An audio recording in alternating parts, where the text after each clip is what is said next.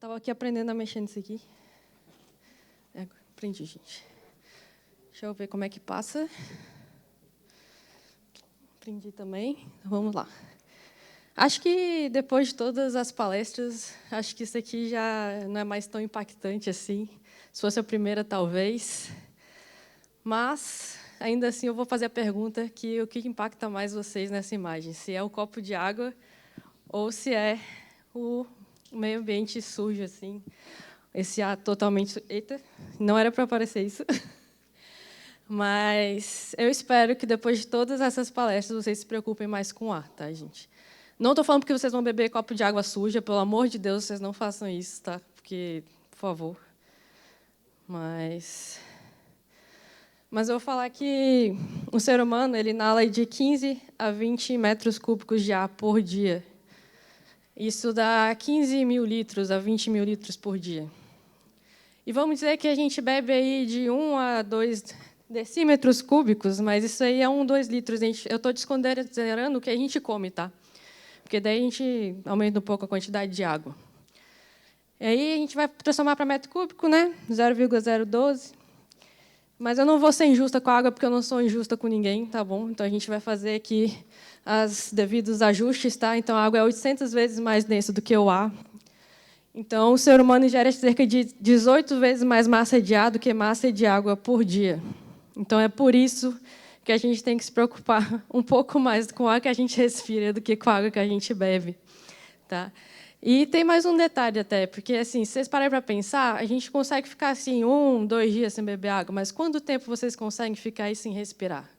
Se vocês falarem para mim que vocês conseguem ficar 1 hora sem respirar, eu duvido, tá? Então, assim, é mais ou menos nessa linha aqui. Mas a gente fala aqui toda hora de que é uma qualidade do ar interior, qualidade do ar interior, mas o que é uma boa qualidade do ar interior, tá? Então, vamos pela definição da Escher, que é a referência aqui. E ela fala de qualidade do ar interior aceitável, tá? Ela não fala de qualidade de ar boa, tá?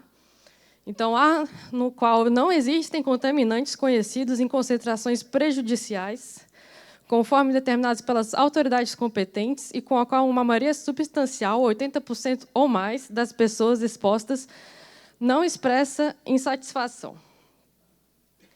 Então, a gente tem aqui um caráter subjetivo, né? Isso quer dizer que ela não fala basicamente nada aqui, né? Então, o que a gente quer dizer, né? Eu tenho que considerar como as pessoas, né? Como o que o meu cliente quer também, né? Porque se vocês forem ver, o Arthur falou um pouco ali que tinha gente que, né, mexia ali com crepe e a gente tinha uma alta concentração de CO2 ali, né? Então a gente depende do seu cliente também, o que é o local, como é a cultura. Então vocês têm que considerar isso também no ambiente, tá? Porque você tem que ver o que é aceitável para a pessoa também, tá? Mas vocês não vão considerar só isso, tá? Porque vocês também têm que pensar na saúde das pessoas. A gente está falando de saúde, gente. A gente não está falando de que só é aceitável, tá bom? Por isso que eu estou falando que a Escher só fala o que é aceitável, mas a gente está procurando o que é bom para a gente. Então, a gente tem que ir um pouco além do que a Escher pede também, tá? Então, e aí, o que a gente vai falar? A gente está falando de contaminantes. Então, vocês têm que... Vamos fazer contas, tá? A gente é engenheiro, a gente precisa fazer contas, tá? A 62.1 ensina a fazer as contas de contaminantes. Então, vocês têm que considerar os contaminantes internos, os contaminantes externos, tá? Porque dentro do ambiente, a gente também tem geração de contaminantes. Então, assim, a gente tem aqui um split, né? Então, aqui a gente vai ter o quê? Um filtro G4, né? O filtro G4 ele é pior que o seu nariz, tá? Ele só vai proteger sua serpentina. E aí eu vou falar para vocês que vocês também têm que considerar que vocês precisam fazer a filtragem do ambiente interno, tá?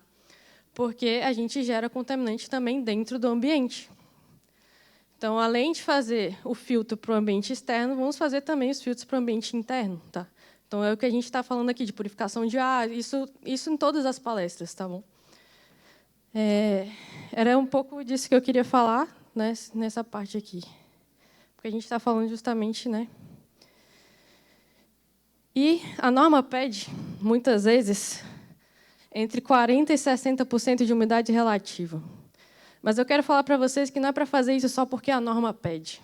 A gente tem que fazer isso porque a gente tem que saber por que a gente está fazendo isso, tá? Então, o que acontece? A gente considera como particulado partículas a partir de menores que 100 micras, né? E aí elas vão ficar no ar aí, a partir de 100 micras, 5 segundos. Mas conforme elas vão diminuindo, elas vão ficando mais tempo no ar. Tá? E aí tem estudos, tá, já comprovados isso, tá? São muitos estudos, e por isso que a Escher considera e pede que seja de 40% a 60%, tá? Que reduz a desatração de gotículas de tosse ou espirro, então que podem conter os micro-organismos, certo? Ou vírus ou bactérias, favorecendo uma decantação mais rápida e reduzindo a possibilidade de contágio, tá? E aí o que acontece? Se a partícula, se a umidade relativa estiver abaixo de 40%, vai desidratar.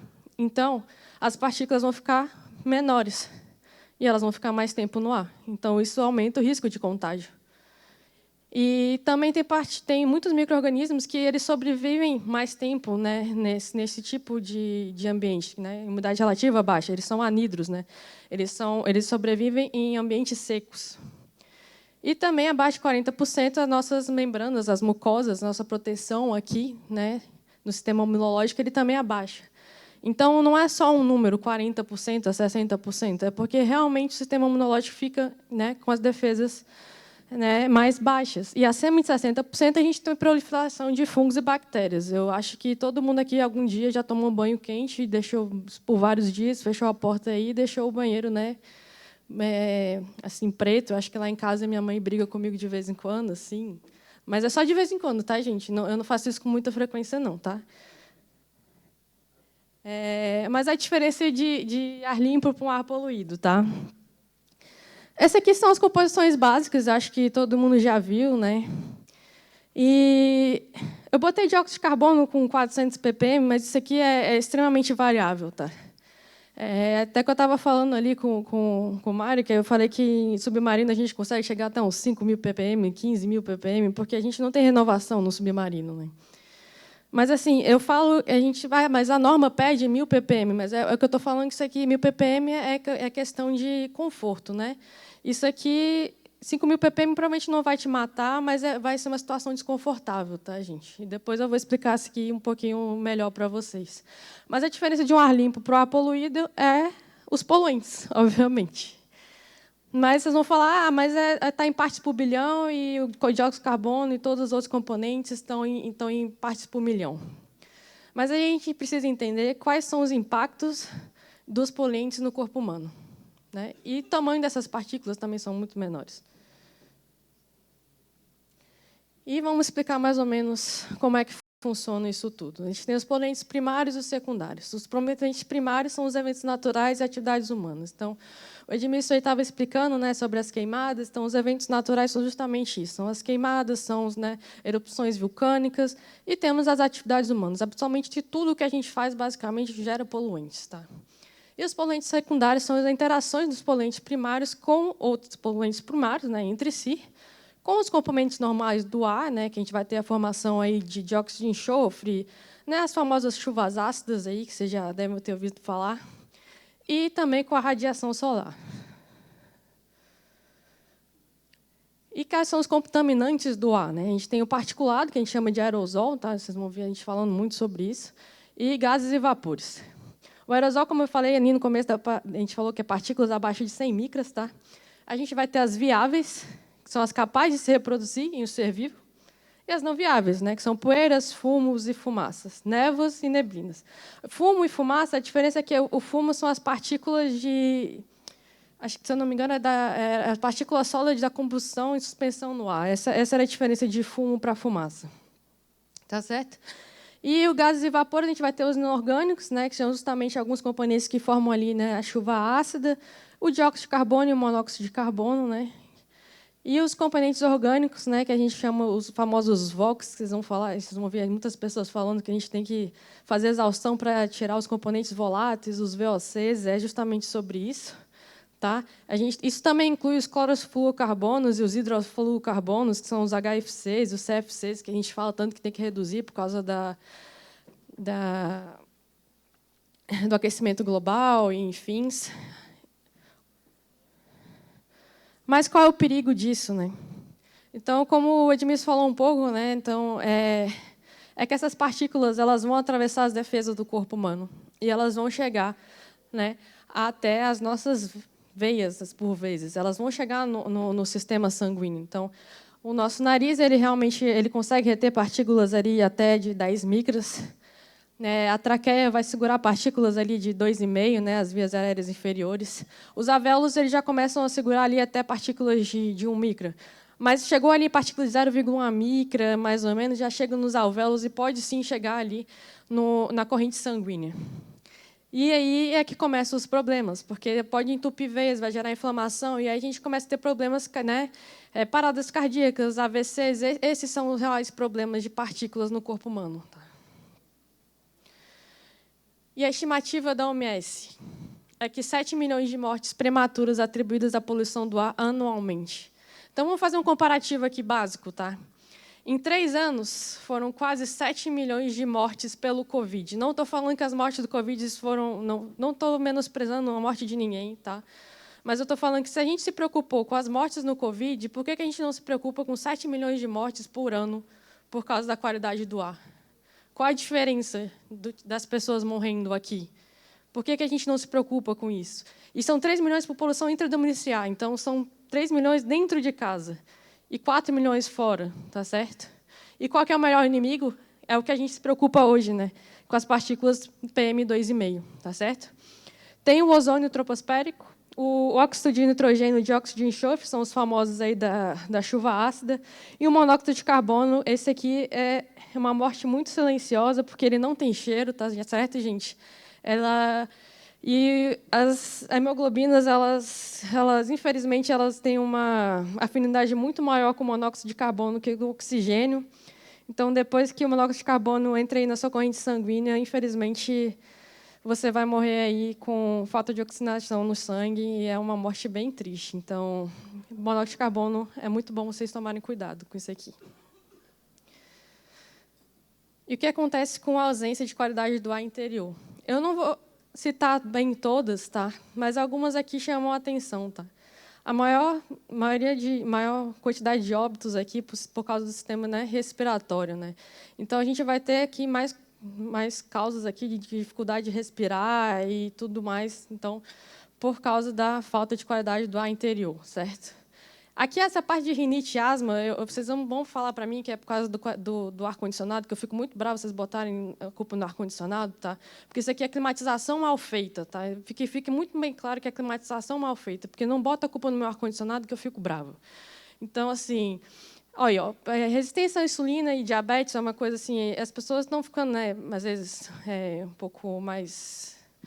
A gente está preocupado, né, a gente ficar mais fitness ultimamente. Então, assim, isso aqui é uma coisa a se preocupar também, tá bom? Então, assim, pressão arterial, né, disfunção, aqui, aumento de coagulação e inflamação sistêmica, justamente porque, né, as partículas estão entrando aqui na rede sanguínea, certo? Como o Edmilson falou, né, chega no sistema neurológico também, tá bom? Então dá sim doenças neurológicas, tá? O impacto no desenvolvimento ali neurológico, tá? A gente vai ter doenças, né, cardiovasculares, porque, né, entra na corrente sanguínea, então vai dar problema no coração. As pessoas aí do skincare, tá, gente? Eu vou falar para vocês que também dá investimento precoce da pele, tá bom? Então, vocês se preocupam aí com skincare. Tá, nascimento prematuro, tá bom? Então, isso também vai dar problema na gravidez. Então, eu acho bom vocês se preocuparem. E acho que homens vão se preocupar um pouquinho com isso, tá? A pior qualidade do esperma, eu acho que é uma boa preocupação para vocês também, tá? Então, assim, existem N fatores que as partículas causam no ser humano. Então, eu não sei por que as pessoas se preocuparam tanto no Covid, e depois que a Covid passou, as pessoas simplesmente esqueceram sobre cuidar do ar, sabe? Será que a gente tem que esperar outra pandemia para se preocupar com a qualidade do ar externo? Eu espero que não, porque assim já está acontecendo problemas muito sérios. Eu considero esses problemas muito sérios, tá? E eu falei sobre a quantidade de concentração acima de 5.000. Acho que algumas pessoas, assim, projetistas, provavelmente ficaram um pouco assustadas, né? Mas, assim, eu estou falando assim de concentrações que podem acontecer, tá? Depende do ambiente. Mas, quando a gente está falando de conforto, para conforto e produtividade, realmente é 1.000 ppm, tá bom, gente? Mas, assim, as normas hoje pedem para você não ultrapassar a diferença de A externo e A interno de 700 ppm, tá bom? Até porque, acima disso, vai começar a ter mau cheiro, desconforto, sonolência e queda de capacidade cognitiva. Inclusive, se eu dormir em qualquer lugar, eu culpo o CO2, tá bom? Se eu tiver com sono em qualquer reunião, a culpa é do CO2, tá? Geralmente o lugar está mal ventilado, eu sempre falo que é a quantidade de CO2 que as pessoas estão falando muito e por isso que eu dormi, tá? Eu nunca vou falar que eu estava com sono mesmo. E isso é até perigoso, tá, gente? Eu vou falar para vocês que, quando vocês estiverem fazendo uma viagem, é bom vocês considerarem que, quando vocês estão dirigindo, tem aquele botãozinho que vocês gostam de apertar para não recircular o ar, para recircular o ar no carro. Porque, assim, às vezes vocês estão numa viagem longa e acham que estão ficando sonolentos, porque a viagem é cansativa, mas, às vezes, é só falta de oxigênio dentro do carro, tá? E, assim, isso também pode ser meio preocupante, porque vocês podem também perder, assim, como tem uma queda de produtividade, capacidade cognitiva, às vezes vocês também podem perder um pouco dos reflexos de vocês, né, num acidente e tudo mais. Isso é preocupante. Então, vocês têm que considerar que, de vez em quando, durante a viagem, vocês deixem o ar entrar um pouquinho, tá? Eu sei que a gente gosta de economizar combustível, mas é importante, tá? A dose faz o veneno. Essa é uma frase muito importante na toxicologia e eu acho que é importante trazer para cá. A real frase do Paracelso é essa aí, maiorzinha, mas eu acho que essa aqui é muito importante aqui para a gente, tá? Alguns órgãos e autoridades, elas fornecem valores e limites para a gente, tá? Que de exposição a cada substância sem efeitos nocivos à saúde, tá? Então, a gente hoje consegue ter uma noção do quanto a gente pode se expor, tá? E, assim, eu vou falar para vocês, a dose faz o veneno porque, por exemplo, teve um colega do meu pai, né, que ele bebeu tanta água que ele parou no hospital e teve que tomar sal na veia. Então, assim, eu falo para vocês que até coisas boas vocês têm que tomar cuidado, porque, assim, né, tem que ser... tipo, tem que tomar cuidado com os excessos e com a escassez. Tudo depende da substância, é por isso que a gente fala sobre a dose faz o veneno, tá bom? E aí eu peguei da American Conference of Governmental Industrial Hygiene, né, esse ACGIH, tá? Mas esse é só um dos órgãos, tá? Existem vários órgãos que fazem isso. Eu não lembro se tem órgão brasileiro, mas esse foi um dos primeiros que eu achei, né? E, na verdade, foi um dos primeiros que eu peguei no curso da SMACNA, né? Que eu fiz sobre qualidade do ar, na verdade, sobre escolha de filtros, né? E aí a gente tem um TWA, que é uma média ponderada no tempo, né? Que a gente pode ficar exposto a algumas substâncias durante 8 horas por dia, tá? Tem o STR, que é 15 minutos, mas não mais que 4 vezes por dia, e tem que ter um intervalo de 1 hora entre eles, tá certo? Também tem o teto, que você não pode se expor nenhuma vez, tá? Mas, assim, é muito difícil ter esse parâmetro, então eu não coloquei, né? Pelo menos não para essas substâncias aqui. Eu coloquei algumas substâncias que eu estava mais, assim, familiarizado. O formaldeído, porque eu trabalho em hospital, então ele é muito utilizado nas autoclaves, tá? Então isso aqui foi importante até para eu colocar, porque acho que seria interessante para vocês verem também. O dióxido de carbono, como eu falei para vocês, né, a referência de 1.000 ppm, né, mais para conforto, tá? Mas vocês podem escrever que aí por dia, 8 horas por dia, 5.000 ppm, né, 15 minutos, 30.000, tá bom? Então, tem o monóxido de carbono, que eu falei para vocês que vocês têm que tomar cuidado, né, que é uma morte bem triste, né? Temos benzeno, dióxido de nitrogênio, dióxido de enxofre, sobre a chuva ácida, né, amônia. E eu falo para vocês que não especifica sobre alergias, tá? Porque é um caso à parte, ele é muito individual, não tem como a gente mensurar, tá? Porque cada pessoa tem uma alergia diferente e a gente não consegue fazer um controle exato disso, tá? Porque, tipo, às vezes um pedaço de pólen vai fazer uma alergia absurda em mim, mas em outra pessoa não, então a gente não consegue ter um controle de quantas... não dá para saber quanto exato. Mas eu falei de todos os problemas, eu vou falar para vocês como resolver, tá bom? Porque isso aqui eu acho que é a parte mais importante, né? Então, isso aqui é como a Asher fala para a gente como resolve, tá certo? O método de controle mais eficaz é sempre o controle na fonte, tá certo? Mas A gente sempre fala de exaustão local, tá certo? Ventilação em geral de diluição, isso para particulados, tá certo? O umedecimento é importante, né? Porque assim como a nossa saliva segura alguns particulados, a gente também consegue fazer isso com alguns filtros, esse tipo né, de estratégias, né? Tem a filtração e o uso de equipamentos de proteção individual, né? Para gases, a gente tem essa mesma ideia, né? Estratégias, né, de contaminação de controle na fonte, né? E a gente vai ter a ventilação, diluição, o uso de equipamento de proteção individual, e também a gente tem a filtragem por adsorção química, né? Que é o carvão ativado. Mas eu vou ressaltar uma coisa aqui para vocês, que o equipamento de proteção individual, a Escher fala que só é apropriado como controle primário durante atividade intermitente de manutenção ou limpeza. E isso vocês também têm que pedir auxílio sempre para o segurança de trabalho, tá? Porque ele vai falar para você qual que é a máscara mais adequada para a atividade que você vai executar. Porque, às vezes, ele vai falar, mas você está mexendo mais com particulado 2,5 ou mais com particulado 0,1. Então, ele vai falar para você qual é a máscara mais adequada, porque não é qualquer máscara, tá certo? Existem equipamentos certos para isso. E vamos falar um pouquinho sobre filtros, né? O Edmilson falou, mas vamos falar um pouquinho sobre os filtros, tá certo? O que é o mais importante nos filtros? A eficiência de um filtro. Porque a eficiência de um filtro é a capacidade de capturar as partículas aerosóis, que é a razão de se utilizar um filtro. Mas você não vai escolher um filtro porque ele é o mais barato ou ele é o mais caro. Você tem que escolher o filtro porque ele é mais adequado para o seu ambiente, certo? E você não vai deixar um filtro com bypass, né, que a gente chama, né? Você não vai deixar nada passar através do filtro. Então, ele tem que ser do tamanho certo da sua máquina, certo? E tem que ser calculado exatamente para a quantidade de partícula que você quer que o ambiente tenha, e, né, quanto de partículas tem no ar externo, que quantas vão poder passar, e quantas que tem no ambiente interno, e quantas que tem que ter. Isso tudo é calculável, isso tudo tem que ser exatamente feito, tá certo? E tem que ter um parâmetro, né? Porque se não tiver um parâmetro, não adianta. Você vai trocar o filtro para quê? Então, é por isso que existem as normas também, tá certo? Então, sempre tem um tamanho adequado, não pode ter frestas, também tem que ter um fluxo adequado, tá certo? Não adianta você falar assim, bota filtro EPA em tudo.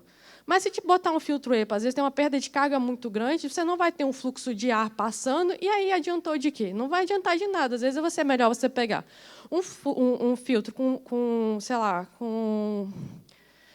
vai ter uma eficiência de 90%, por exemplo, por umas partículas de 2,5, que vai ser uma preocupação maior ali para o seu ambiente, certo? Que você está produzindo mais particulado de 2,5, uma eficiência de 90% para particulado de 2,5, com um fluxo duplo do que um filtro EPA, que talvez você nem precise para aquele ambiente, está certo?